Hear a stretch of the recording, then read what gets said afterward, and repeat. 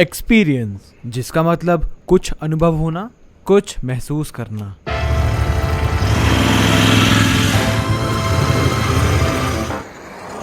और कुछ समय पहले मैंने भी कुछ नया एक्सपीरियंस किया। अपनी लाइफ की पहली बाइक राइड अपनी ड्रीम बाइक से।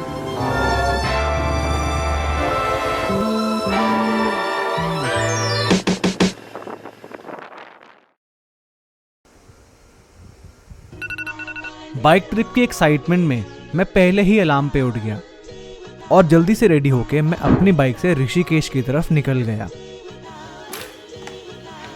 सब कुछ ऑन टाइम था, वेदर भी एकदम परफेक्ट था, एक्साइटमेंट लेवल भी एकदम टॉप पे थी।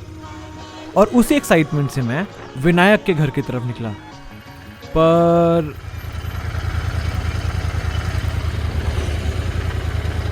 यार विनायक से कुछ भी करा लो, पर जल्दी आने को बोलो ना, उसको मौत पड़ जाती है। भाई आज भी लेट हो गया। भाई तेरी फितरत में ही लेट लिखा है भाई। अपना नाम लेट कर दे। अपने स्केड्यूल से थोड़ा लेट होते हुए हम हाईवे की तरफ निकले ही थे और जो प्रॉब्लम हमें आगे जाके फेस करनी थी वो पहले ही फेस करनी पड़ गई। तो हमारा प्लान इनिशियली ये था कि हम 50 किलोमीटर पे एक स्टॉप लेंगे, बट अभी 30 किलोमीटर के बाद मेरी पेन चालू हुई है। पेन का रीजन था बाइक की स्टॉक सीट, जिसके बारे में मैं अवेयर था कि वो उतनी कंफर्टेबल नहीं है, बट इतनी अनकंफर्टेबल है ये मैं अवेयर नहीं था। और कोई ऑप्शन ना होते हुए हम फिर चल पड़े, फिर रुके, फिर चले, फिर रुके। ऐसे ही धीरे धीरे हम अपनी डेस्टिनेशन की तरफ बढ़ते रहे। फाइनली यहाँ पे रुके हुए। क्यों रुके हुए? क्योंकि भैया अब मेरे को 1.5 सेकंड बाद फाइनली फील हुआ है क्या कि बम में भी हड्डी होती है। जितनी देर में बैठे जा रहा हूँ ना, उतना ज्यादा वो धस रही है अंदर में। अभी तक हमने हाफवे क्रॉस कर लिया था और काफी भूख लगने के कारण हमने खाए पराठे, जिसका आफ्टरमैथ ये हुआ। विनायक को रास्ते में नींद आ रही है बाइक चलाते चलाते। भाई मैं बोर हो गया बहुत ज्यादा। नहीं बोर कैसे हो सकता है भाई? अबे मतलब भाई मैं ठीक है, मैं 2 बार उबास ली, मैंने कहा रुक जा भाई। अभी तक हम दोनों काफी ड्रेन आउट हो चुके थे। तेज धूप भी सर पे थी और पराठे भी अपना असर कर रहे थे। जैसे तैसे हम हाईवे क्रॉस करके पहाड़ों वाले रास्ते पे आए, हमारी सारी थकान दूर हो गई थी।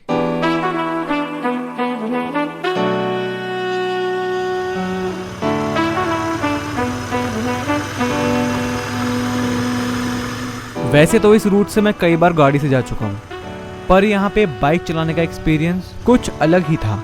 ऐसा लग रहा था कि हर 1 किलोमीटर बाद मैं कुछ नया देख रहा हूँ। और यहाँ पे मैंने अपनी लाइफ की पहली वाटर क्रॉसिंग भी कर ली।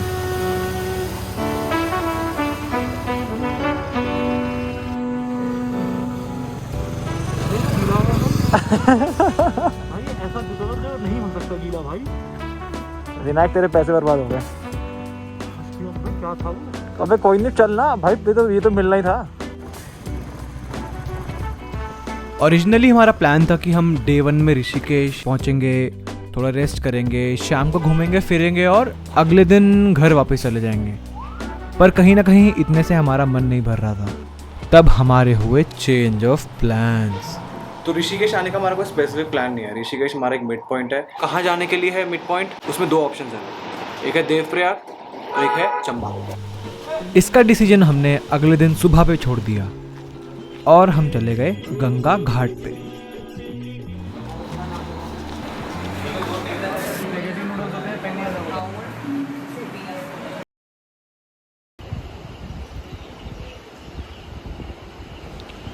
तो सुबह के अभी 7:30 बज रहे हैं। मैं तो उठ गया हूँ, विनायक पता नहीं वहीं पड़ा हुआ है। तो अभी हमारा जो मॉर्निंग में डिसाइड हुआ है वो है चंबा। हम चंबा जाएंगे। चंबा का रास्ता यहाँ से कुछ 3 घंटे 3.5 घंटे दूर है। वैसे तो 2 घंटे दूर है, बट हम बहुत आराम से रुक के जाएंगे। तो अभी के लिए तो प्लान यही है। होपफुली आज बारिश ना हो, क्योंकि पहाड़ों का कुछ पता नहीं होता।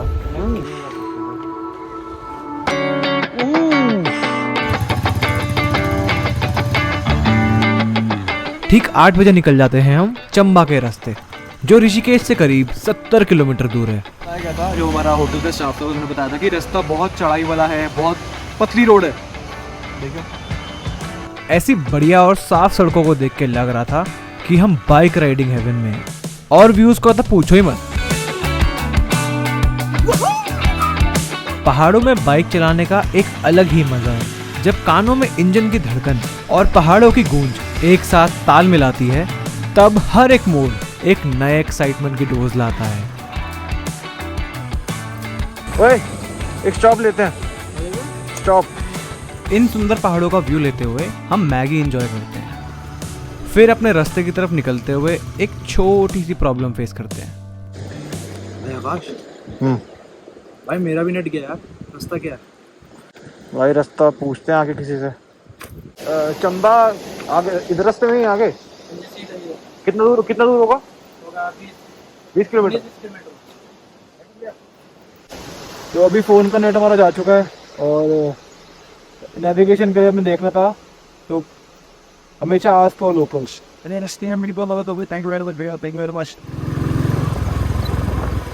मेन चीज़ मुझे ये नहीं कि हम चंबा पहुंचने वाले हैं, मेन चीज़ हम चंबा जल्दी पहुंचने वाले हैं। और मेन चीज़ ये है कि मुझे इन रस्तों से प्यार हो गया और मैं नहीं चाहता कि हम चंबा जल्दी पहुँचे। पर हम कुछ देर में चंबा पहुंच जाते हैं। बहुत तेज भूख लगने पर हम खाते हैं राजमा चावल। फिर हम जिस होटल में रुकते हैं उसका व्यू कुछ ऐसा था। इस सुंदर व्यू से एनर्जाइज होके हम निकल जाते हैं अपनी नेक्स्ट डेस्टिनेशन की तरफ। तो अभी हम जा रहे हैं टेहरी डैम। ये हमारा प्लान कल का था, बट अभी दिख रहा है कि हम बहुत वेले हैं, तो हम वहाँ जा सकते हैं। चले। चंबा जाने का हमारा मेन रीज़न था टेहरी डैम, जो चंबा से सिर्फ 20 किलोमीटर दूर है।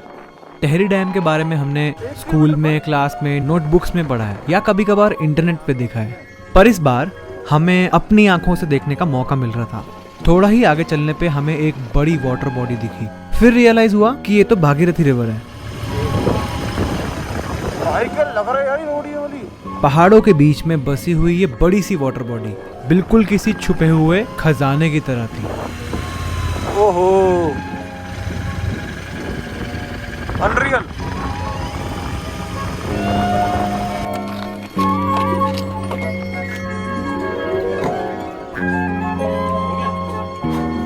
Action. So guys, there is a very natural beauty here, Very beautiful, you know. such a scenic beauty, and there is another scenic beauty here.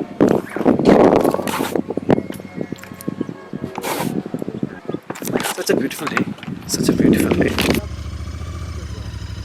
Tehri lake के व्यू को अच्छे से एंजॉय करने के बाद हम निकल जाते हैं अपनी मेन लोकेशन टेहरी डैम की तरफ नहीं मेरा वो और अपने रास्ते से थोड़ा भटक जाते हैं।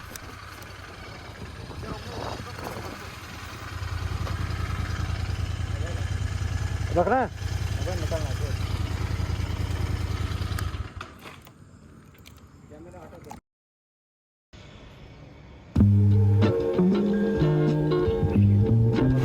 तो हमें परमिशन नहीं मिली है डैम देखने के लिए, और हम लोग फिर ऊपर आ गए। हमें बताया गया कि यहाँ पे टेहरी डैम का व्यू पॉइंट बना रखा है स्पेसिफिकली। तो हम उस स्पॉट पे खड़े हुए और हमने देखा कहाँ है डैम, कहाँ है डैम, देखना ज़रा कहाँ है डैम। ये ब्रिज देख रहे हो, डैम कहाँ है? तो हमें फिर भैया ने बताया कि ये जो ब्रिज है एक्चुअल में यही डैम है। एक दूसरे व्यू पॉइंट पे जाके हमने थोड़ी देर स्टे किया, थोड़ी फोटोज वगैरह खींची, फिर अपने होटल की तरफ वापस निकल गए। सच बताऊं तो यहाँ से जाने का बिल्कुल भी मन नहीं कर रहा था। कहीं ना कहीं ये ठान लिया था कि इस जगह मैं वापस ज़रूर आऊँगा। होटल पहुँचते हुए रात हो जाती है और खाना खा के हम अगले दिन सुबह की तैयारी कर लेते हैं।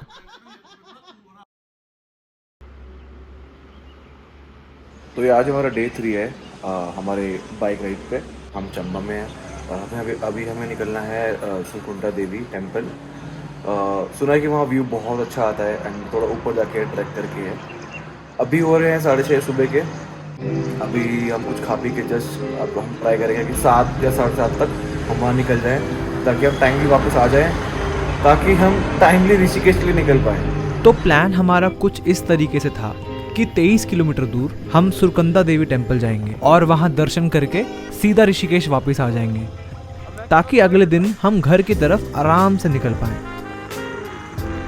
थोड़ी देर बाइक चलाने पे ये फील हुआ कि हम हायर एलिवेशन पे आ चुके हैं और पहाड़ों की सड़कें और पतली हुई जा रही हैं। ऊंचाई से थोड़ा डर लग तो रहा था, पर हम संभल के आगे बढ़ते रहे। दूर से ही एक लाल रंग का गेट देख के हम समझ जाते हैं कि हम मंदिर पहुंच गए।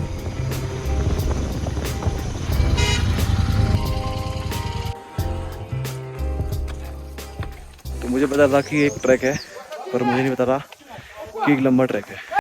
मैंने देखा अभी ये पिक्चर देखी और मैंने वहाँ पे दूर देखा कि वहाँ जाके है वो टेम्पल।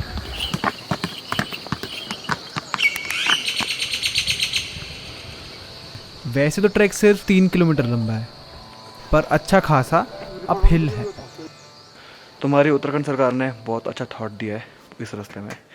ऐसे बेंचेस बनाई हैं जिससे कि हम जैसे थके आ रहे बच्चे यहाँ बैठ सकें। नहीं, मैं थका नहीं हूँ, मैं एक्चुअली व्यू ले रहा हूँ, मैं एंजॉय कर रहा हूँ व्यूज़ को।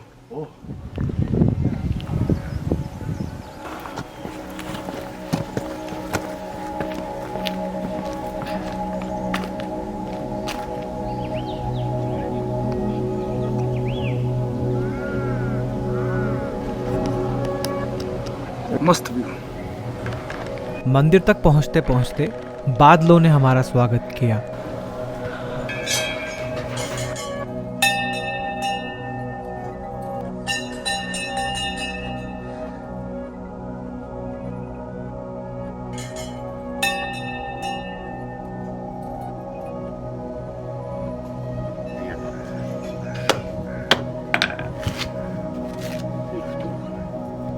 मेहनत भरी चढ़ाई और देवी के दर्शन के बाद अब वक्त था प्रसाद का। ये सुंदर व्यू।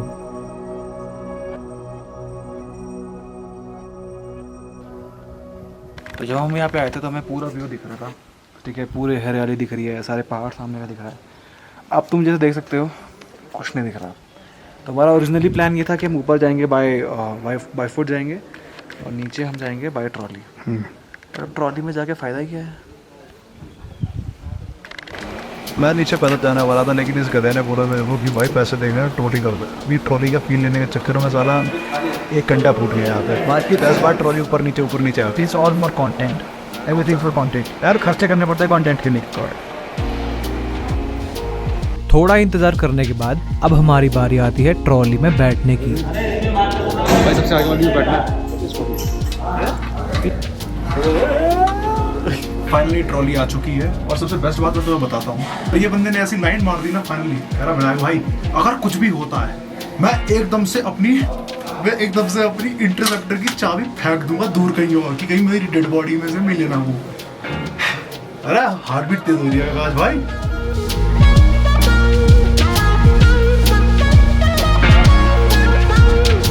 हम एक जगह पर खड़े तो हैं, बट ये नाच क्यों रही है ऐसे ऊपर? पता नहीं भाई, मौत का नाच है। पता अभी हम सही में उसके अंदर बैठे हैं। मौत का नाच भी है। ऐसी बातें बोलता है भाई तुम। सेफली नीचे पहुंचने के बाद हम दोनों अपनी अपनी बाइक्स पे ऋषिकेश की तरफ निकल जाते हैं। सब कुछ स्मूथली ऑन टाइम चल ही रहा होता है, उतने में विनायक के साथ ये होता है। तो दोस्तों एक माइनर इनकन्वीनियंस हो गई है यहाँ पे। तो विनायक की जो बाइक है, विनायक ही खड़ा, विनायक, हाँ, तो विनायक की जो बाइक है उसके ब्रेक के लीवर में कोई इशू हो गया है। एंड मतलब है तो ये काफ़ी शॉकिंग, बट मैं सरप्राइज नहीं हूँ। बाइक कहीं ना कहीं वर्किंग कंडीशन में थी, तो हम धीरे धीरे ऋषिकेश की तरफ बढ़ते गए और सीधा मैकेनिक के पास चले गए। तो पहले हमें मजे में लग रहा था कि बाइक में कुछ ऐसे पंखा छोटा मोटा होगा, बट वो कुछ मेजर बन चुका है। विनायक की जो रियर ब्रेक है वो एक बार प्रेस करने के बाद वो रिलीज़ नहीं हो रही है। लकीली थोड़ा चेक करने पर ये पता लगा कि थोड़ी सी ही ऑयलिंग करने पे ये इशू ठीक हो जाएगा। अबे सीख ले बाइक यार, ब्रेक दबा दबा के हो गया वियर एंड टियर ब्रो। सीख ले, चल चल। विनायक गिर में जाइयो यार, मेरे चक्कर में हो रहा है। बेटे मेरे चक्कर में तो बच जाता है, इस चक्कर में ये बोल।